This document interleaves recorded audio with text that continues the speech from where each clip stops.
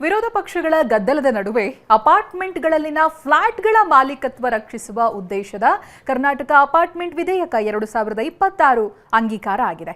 ಹಾಗಾದ್ರೆ ಅಂಗೀಕಾರ ಆಗಿರುವ ವಿಧೇಯಕದಲ್ಲಿರುವ ಅಂಶಗಳೇನು? ಅಪಾರ್ಟ್ಮೆಂಟ್ ಮಾಲೀಕರಿಗೆ ಮತ್ತು ನಿವಾಸಿಗಳಿಗೆ ಏನು ಉಪಯೋಗ ಇದರಿಂದ? ಬನ್ನಿ ನೋಡೋಣ.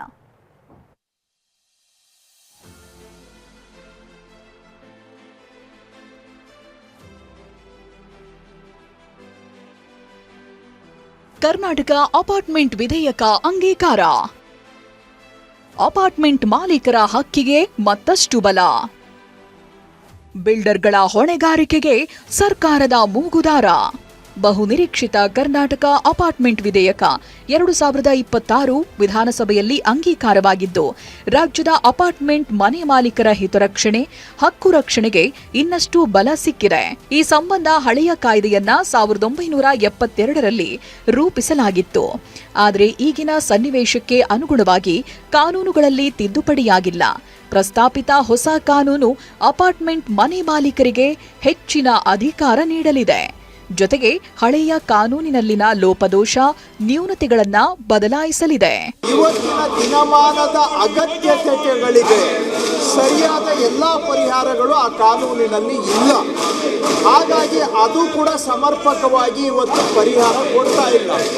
ರೇರಾ ಕಾನೂನಿನಲ್ಲಿ ಎಲ್ಲ ಸಮಸ್ಯೆಗಳಿಗೂ ಉಲ್ಲೇಖ ಇಲ್ಲ, ಪರಿಹಾರ ಇಲ್ಲ. ಹಾಗೂ ಇಲ್ಲಿ ಅನೇಕ ಅಪಾರ್ಟ್ಮೆಂಟ್ಗಳಲ್ಲಿ ನಿವಾಸಿಗಳ ಕ್ಷೇಮಾಭಿವೃದ್ಧಿ ಸಂಘಗಳು ನೋಂದಣಿಯಾಗಿದ್ದಾವೆ. ಕೆಲವು 1972ನೇ ಕಾನೂನಡಿ ಆಗಿದ್ದಾವೆ.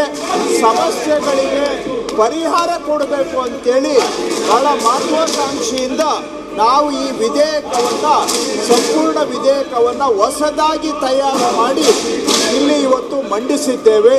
ರಾಜ್ಯದ ಅಪಾರ್ಟ್ಮೆಂಟ್ಗಳ ಆಡಳಿತಕ್ಕೆ ಸಂಬಂಧಿಸಿ ನಿರ್ದಿಷ್ಟ ಕಾರ್ಯವ್ಯವಸ್ಥೆ ಕಲ್ಪಿಸುವ ನಿಟ್ಟಿನಲ್ಲಿ ರಾಜ್ಯ ಸರ್ಕಾರ ಈ ವಿಧೇಯಕವನ್ನು ಬುಧವಾರ ವಿಧಾನಸಭೆಯಲ್ಲಿ ಮಂಡಿಸಿತ್ತು.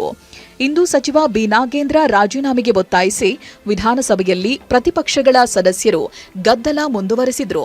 ಸದ್ದು ಗದ್ದಲದ ಮಧ್ಯೆ ಯಾವುದೇ ಚರ್ಚೆ ಇಲ್ಲದೆ ಇದರ ನಡುವೆಯೇ ಧ್ವನಿಮತದ ಮೂಲಕ ಕರ್ನಾಟಕ ಅಪಾರ್ಟ್ಮೆಂಟ್ ವಿಧೇಯಕ 2026 ಅಂಗೀಕಾರವಾಗಿದೆ.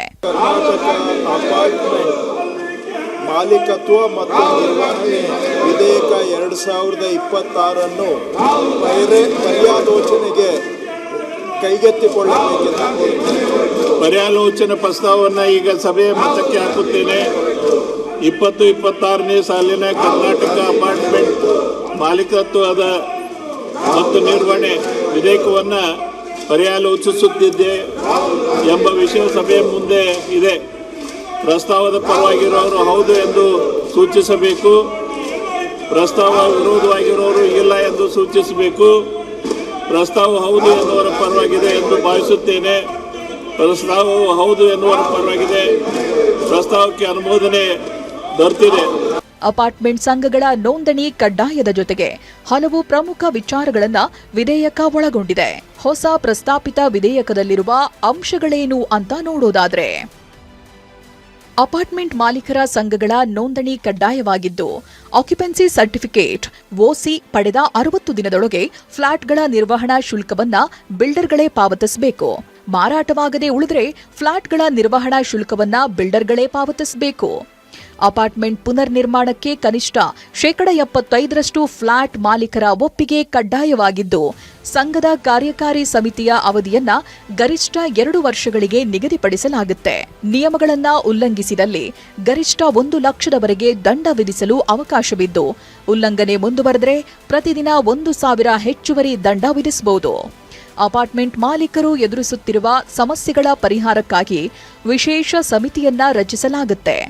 ಇದೇ ರೀತಿಯಾಗಿ ಸಮಸ್ಯೆಗಳ ಕುರಿತು ರಾಜ್ಯ ಮಟ್ಟದಲ್ಲಿ ಸಲಹೆ ಹಾಗೂ ಮಾರ್ಗದರ್ಶನ ನೀಡಲು ರಾಜ್ಯ ಮಟ್ಟದ ಸಲಹಾ ಸಮಿತಿಯನ್ನ ರಚಿಸುವುದಕ್ಕೂ ಅವಕಾಶ ಕಲ್ಪಿಸಲಾಗುತ್ತೆ. 8 ಹಾಗೂ ಅದಕ್ಕಿಂತ ಹೆಚ್ಚು ಫ್ಲಾಟ್ಗಳಿರುವ ಅಪಾರ್ಟ್ಮೆಂಟ್ಗಳು ಈ ವಿಧೇಯಕದ ವ್ಯಾಪ್ತಿಗೆ ಒಳಪಡಲಿವೆ. ಫ್ಲಾಟ್ ಖರೀದಿದಾರರಿಗೆ ಮಾಲೀಕತ್ವದ ರಕ್ಷಣೆ, ಸ್ಥಿರಾಸ್ತಿಯ ಆನುವಂಶಿಕ ವರ್ಗಾವಣೆಗೆ ಅವಕಾಶ, ಸಾಮಾನ್ಯ ಪ್ರದೇಶಗಳ ನಿರ್ವಹಣೆ, ವಾಣಿಜ್ಯ ಪರಿಹಾರ ವ್ಯವಸ್ಥೆ, ಕಟ್ಟಡಗಳ ಸುರಕ್ಷತಾ ತಪಾಸಣೆ, ಮರು ಅಭಿವೃದ್ಧಿ ವಿಚಾರವಾಗಿ ಸ್ಪಷ್ಟತೆ, ನಿವಾಸಿಗಳ ಸಂಘ ರಚನೆಗೆ ಅವಕಾಶ ವಿಧೇಯಕದಲ್ಲಿ ಕಲ್ಪಿಸಲಾಗಿದೆ. ಸುನಿಲ್, TV9 ಬೆಂಗಳೂರು.